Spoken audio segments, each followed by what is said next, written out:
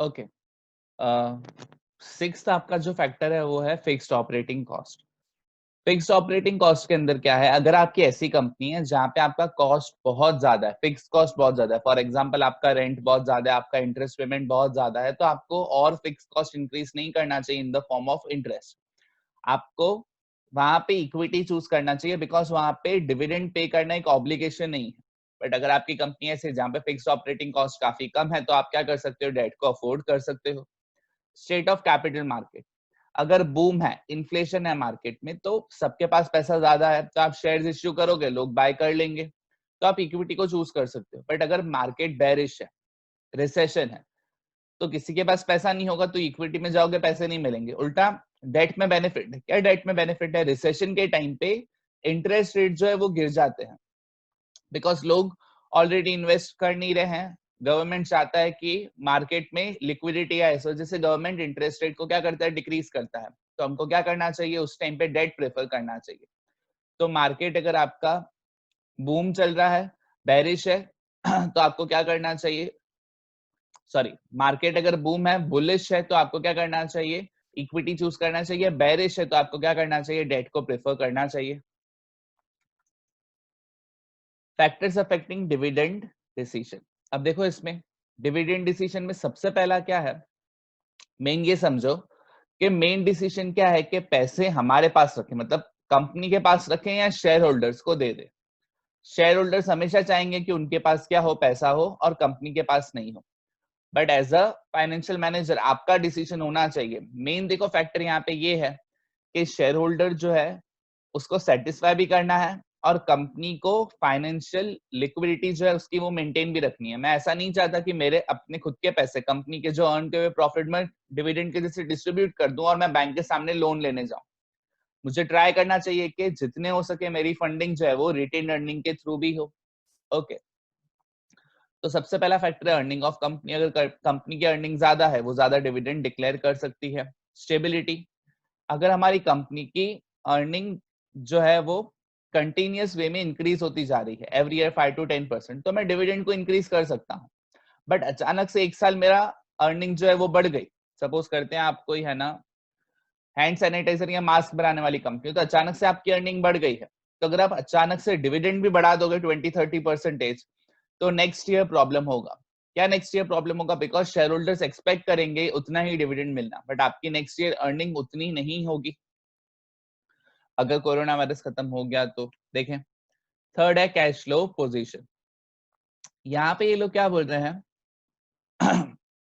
Company जो है अगर उसके पास सफिशिएंट कैश फ्लो है, देखो काफी सारी कंपनीज जो होती है वो क्या करती है, प्रॉफिट अर्न करती है, लेकिन प्रॉफिट जो उनका नॉन कैश फॉर्म में होता है। सपोज करो आपने गुड्स बेच दी हैं, बट सारे के सारे क्रेडिट सेल है, तो प्रॉफिट रिकॉर्ड हो गया है, सेल्स रिकॉर्ड हो गया है, बट कैश आया नहीं है।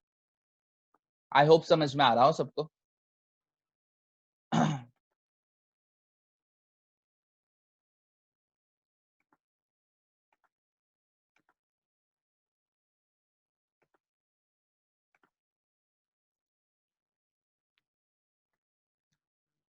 ओके, थर्ड है कैश फ्लो पोजीशन। अगर हमारी कंपनी ऐसी है जिसके पास सफिशिएंट कैश फ्लो अवेलेबल है, तो वो क्या कर सकती है, ज्यादा डिविडेंड डिक्लेयर कर सकती है। देखो काफी बार क्या होता है कि कंपनी जो है प्रॉफिट काफी अर्न करती है, कंपनी जो है प्रॉफिट क्या करती है, काफी ज्यादा अर्न करती है, बट सारा का सारा नॉन कैश फॉर्म में होता है। तो उसके लिए लिक्विडिटी की प्रॉब्लम हो जाएगी अगर वो क्या कर रही है, ज्यादा डिविडेंड डिक्लेयर कर रही है only on the basis of earning. उसको अपनी क्या करना होगा, कैश फ्लो पोजीशन भी देखनी पड़ेगी। तो कैश अवेलेबल है तो आप ज्यादा डिविडेंड दे सकते हो, अगर अवेलेबल नहीं है in spite of high earning, तो आपको क्या करना चाहिए, लो रेट ऑफ डिविडेंड डिक्लेयर करना चाहिए। फोर्थ है ग्रोथ अपॉर्चुनिटीज। अगर मुझे लग रहा है कि मेरे पास 2 या 3 प्रोजेक्ट है जहां पे मुझे पैसा इन्वेस्ट करना है, तो ऑब्वियसली मैं डिविडेंड इस बार कम दूंगा और वो जो एक्स्ट्रा पैसा है उसको रिटेन अर्निंग के फॉर्म में कंपनी के अंदर ही इन्वेस्ट करूंगा।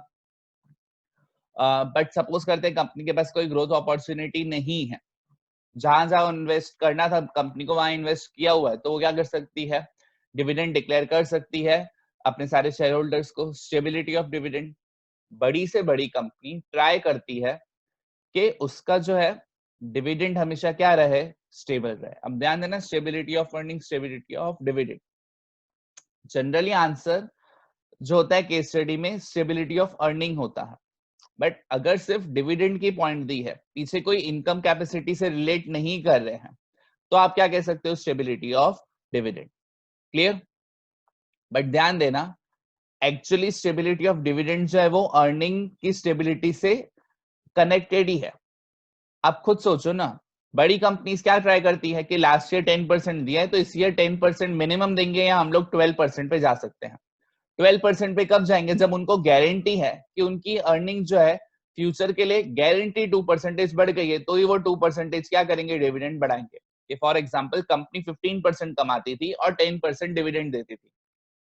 अब कंपनी को गारंटी है कि अभी हम 15 से 18 पे आ गए हैं, कुछ भी हो जाए हमारा 18% नेक्स्ट ईयर अर्निंग होगी ही होगी, तो वो 10% से 12% जाने के बारे में सोच सकती है। तो stability of earning main factor है जिस वजह से स्टेबिलिटी ऑफ डिविडेंड रहेगा। ओके, नेक्स्ट है preference of share holder.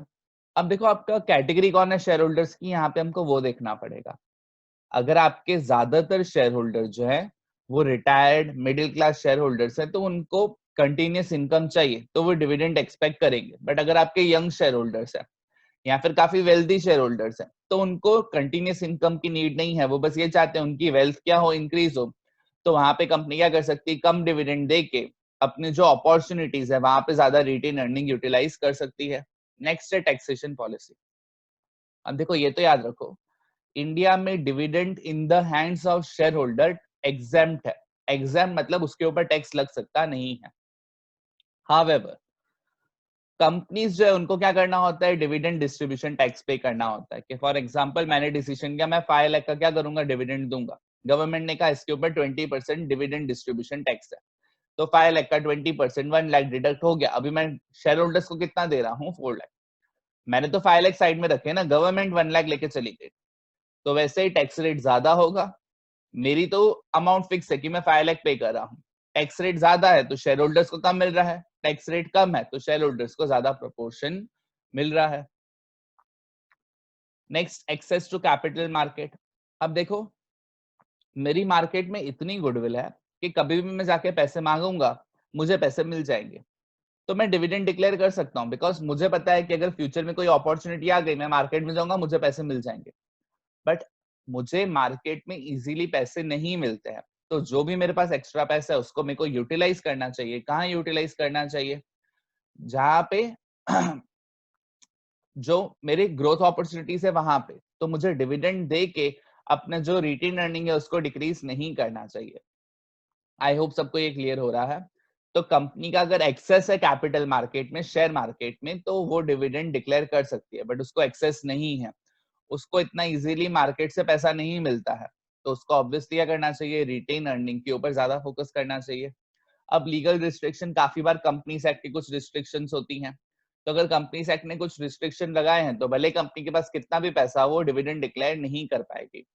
Suppose करो कंपनी को डर, मींस गवर्नमेंट को डर है, सेबी को डर है कि ये कंपनी का जो ओनर है वो पैसे लेके भाग जाएगा, मींस प्रमोटर भाग जाएगा।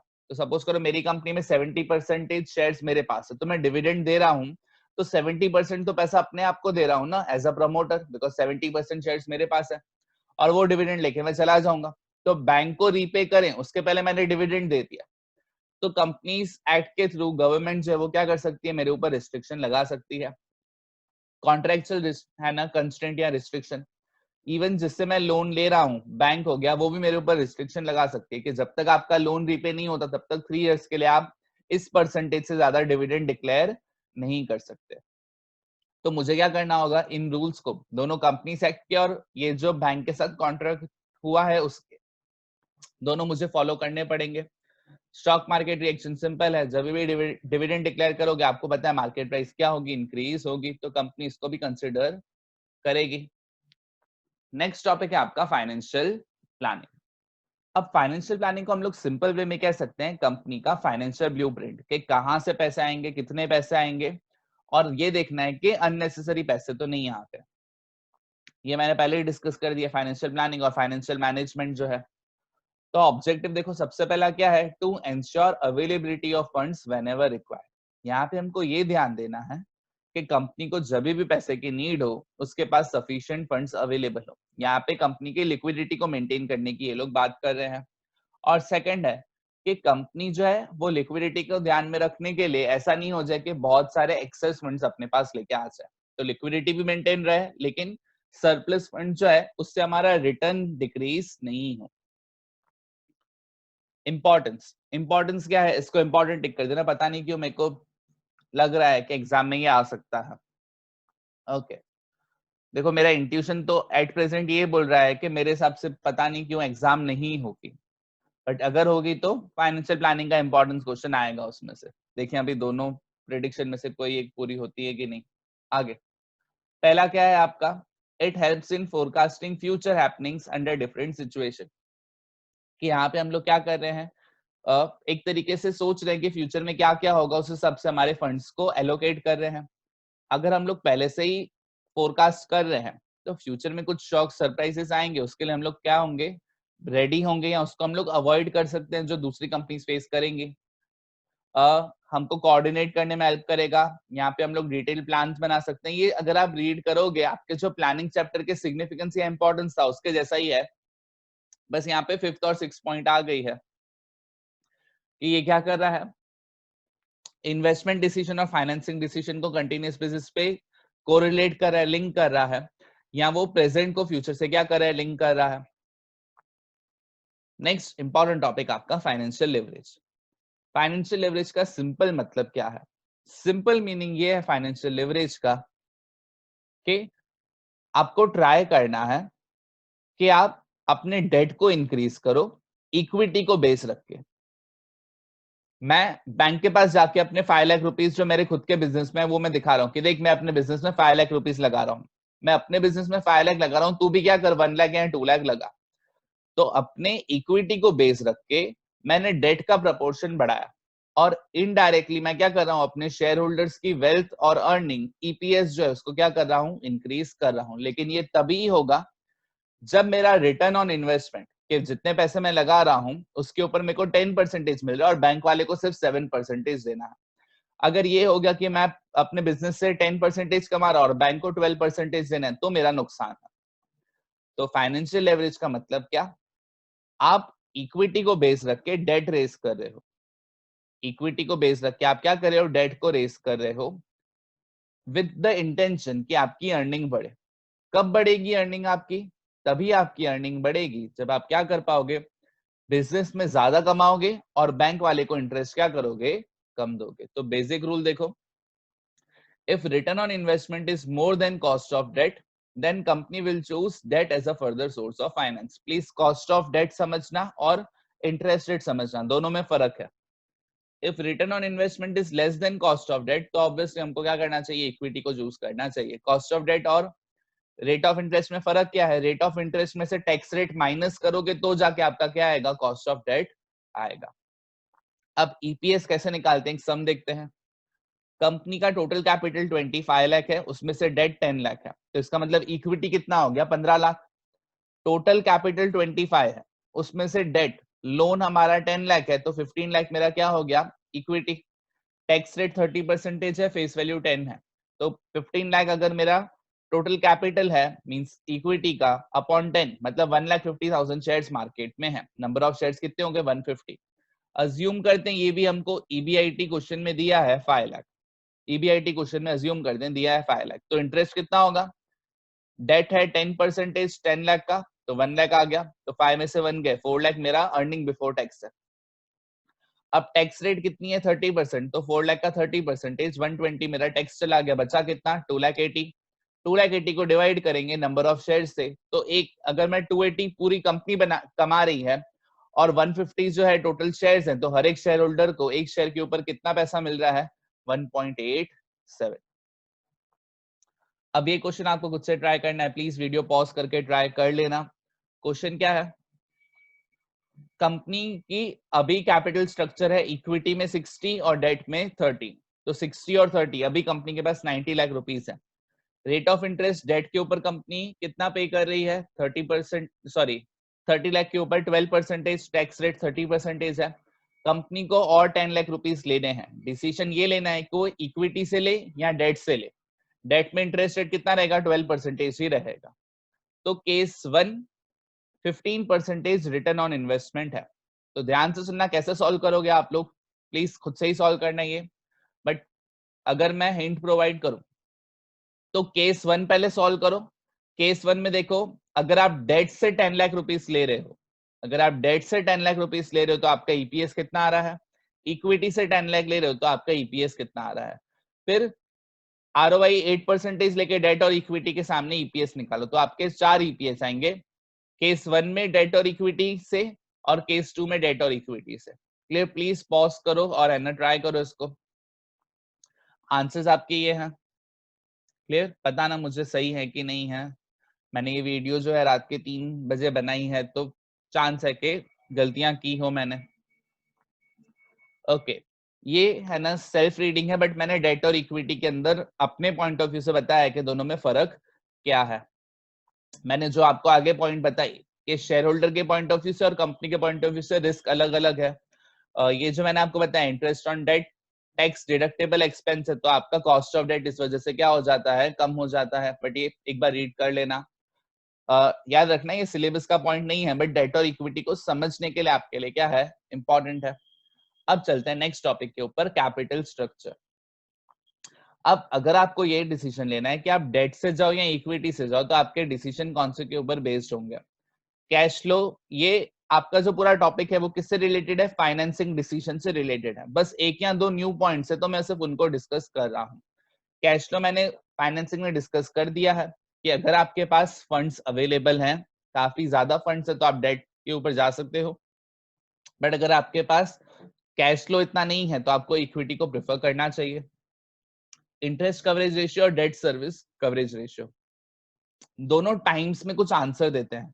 किसमें, टाइम्स में, कि इंटरेस्ट कवरेज रेशियो 5 टाइम्स। इसका मतलब क्या हुआ, जितना मुझे ईयर में इंटरेस्ट पे करना है उससे 5 टाइम्स ज्यादा मैं क्या कर रहा हूं, मेरी अर्निंग कैपेसिटी। अगर मुझे पूरे साल में 1 लाख इंटरेस्ट पे करना है तो मेरे पास 5 लाख रुपीस होते हैं। जितना ये इंटरेस्ट कवरेज रेशियो ज्यादा, उतनी कंपनी क्या होगी, अपनी पेमेंट ऑब्लिगेशन की तरफ ज्यादा सिक्योर होगी। डेट सर्विस कवरेज रेशियो क्यों ज्यादा बेटर है, बिकॉज इसमें सारे के सारे आपके ऑब्लिगेशन आ जाते हैं। इंटरेस्ट आ गया, प्रेफरेंस डिविडेंड आ गया और रीपेमेंट ऑब्लिगेशन हो गया। इसके सामने आपके पास टोटल पैसा कितना, और टोटल जो पैसा है वो क्या होगा, नॉन कैश होगा। कि फॉर एग्जाम्पल मेरे पास अभी 10 लाख रुपीस प्रॉफिट पड़ा है, बट उसमें से 3 लाख रुपीस डेप्रिसिएशन मैंने माइनस किया जो नॉन कैश एक्सपेंस है, तो एक्चुअली मेरे पास 13 लाख पड़ा है ना। फिर से मेरा प्रॉफिट दिखा रहा है 10 लाख, बट ये प्रॉफिट निकालने के लिए मैंने डेप्रिसिएशन 3 लाख माइनस किया है, बट 3 लाख तो मेरे पास ही पड़े हैं। 3 लाख डेप्रिसिएशन एक नॉन कैश एक्सपेंस है, तो एक्चुअल में मेरे पास कैश कितना पड़ा है, 13 लाख।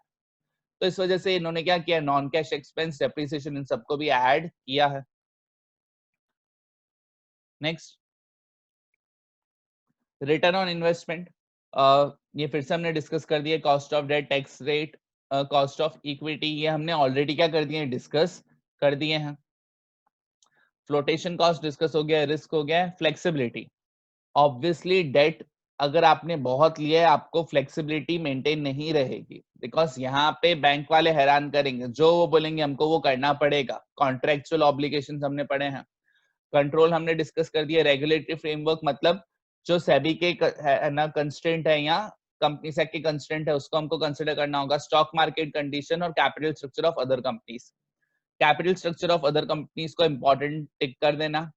यहाँ पे ये बोल रहे हैं कि कभी भी आप है ना बिजनेस कर रहे हो तो आपको देखना होगा कि सेम फील्ड के अंदर, सेम इंडस्ट्री के अंदर जो दूसरी कंपनी से वो कौन से रेशियो से काम कर रही है।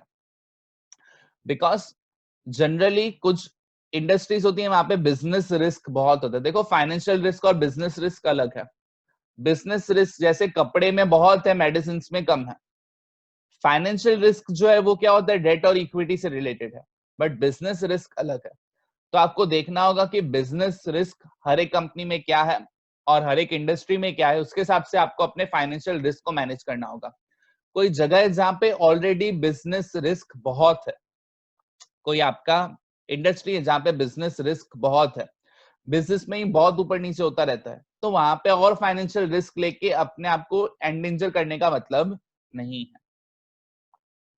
Okay, factors affecting fix capital structure और सेकंड होगा फैक्टर्स अफेक्टिंग वर्किंग कैपिटल जो है उसके डिसीजन। तो देखो, सबसे पहला nature of business.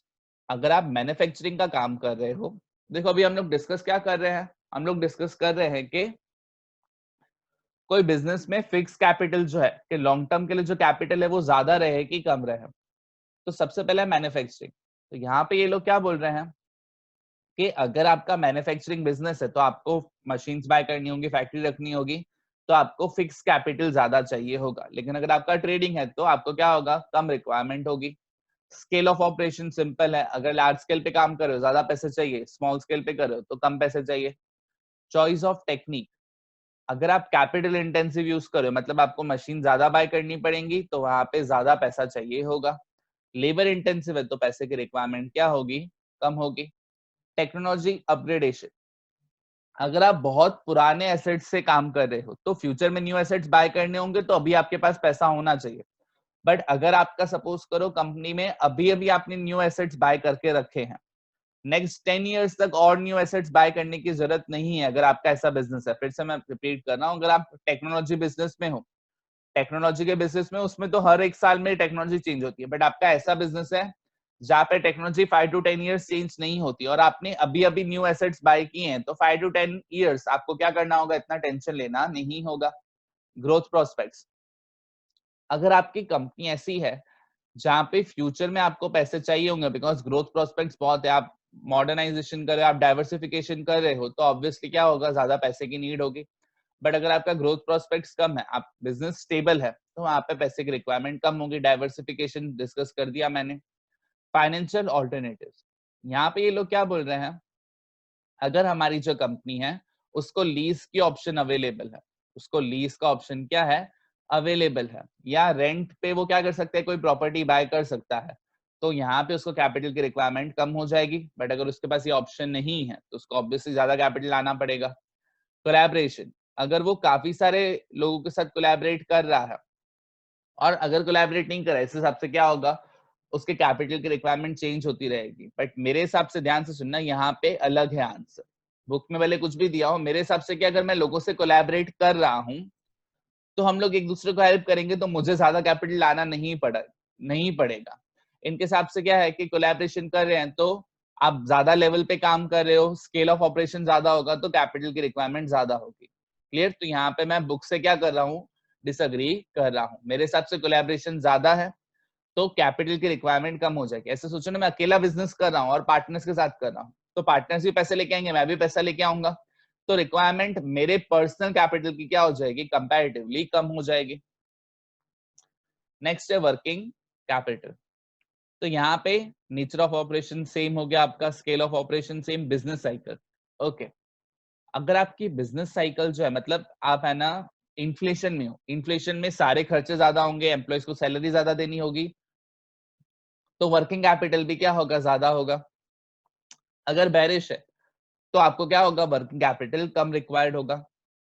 Seasonal factors, obviously Diwali के टाइम पे आप कमाओगे भी ज्यादा, खर्चा भी ज्यादा करोगे, ऑफ सीजन में कमाओगे भी कम, खर्चा भी कम होगा, तो कैपिटल की रिक्वायरमेंट भी क्या होगी, कम होगी। जैसे अभी कोरोना वायरस चल रहा है, सबके खर्चे भी कम हो गए हैं और सबकी इनकम भी कंपैरेटिवली क्या हो गई है, डिक्रीज हो गई है।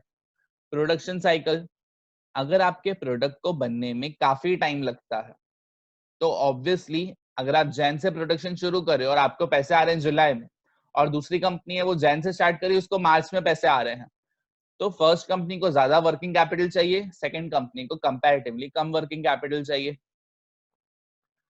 Next, credit allowed and credit availed, simple है ये। ऑपरेटिंग एफिशिएंसी, अगर हमारी कंपनी बहुत अच्छी एफिशिएंसी से काम कर रही है तो वहां पे हमको क्या चाहिए होगा, कम पैसा चाहिए होगा, बिकॉज वर्कर्स अच्छे काम कर रहे हैं तो वेस्टेज कम होगा। और अगर पुअर एफिशिएंसी है तो कैपिटल, वर्किंग कैपिटल मुझे ज्यादा देना होगा बिकॉज वर्कर्स कुछ ना कुछ वेस्टेज करेंगे। अवेलेबिलिटी ऑफ मटेरियल, जो मैं बिजनेस कर रहा हूँ उसका पैसा मुझे बहुत इजीली, सॉरी उसका जो रॉ मटेरियल है बहुत इजीली अवेलेबल है, तो मुझे स्टॉक मेंटेन करने की जरूरत नहीं है। बिकॉज मुझे स्टॉक मेंटेन करने की जरूरत नहीं है, मेरा वर्किंग कैपिटल रिक्वायरमेंट कम हो जाएगी। बट अगर लीड टाइम बहुत ज्यादा है, लीड टाइम का मतलब क्या, आज मैं ऑर्डर कर रहा हूँ, मेरे पास गुड्स कब आ रहे हैं, तो ये दोनों का जो डिफरेंस है ऑर्डर डेट और डिलीवरी डेट, उसको हम लोग लीड टाइम कहते हैं। तो लीड टाइम बहुत ज्यादा है, तो मुझे क्या करना होगा, स्टॉक मेंटेन करके रखना पड़ेगा, तो मेरा ऑटोमेटिकली खर्चे बढ़ गए। 9th और 10th आप लोग रीड कर लो। ओके, आई नो मेरी स्पीड काफी ज्यादा थी, बट जैसे मैंने कहा मैं कुछ ज्यादा ही बिजी हो गया हूँ कुछ लास्ट फ्यू डेज से।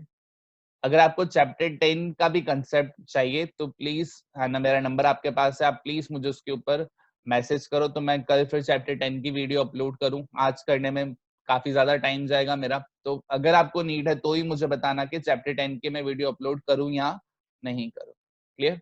Thank you.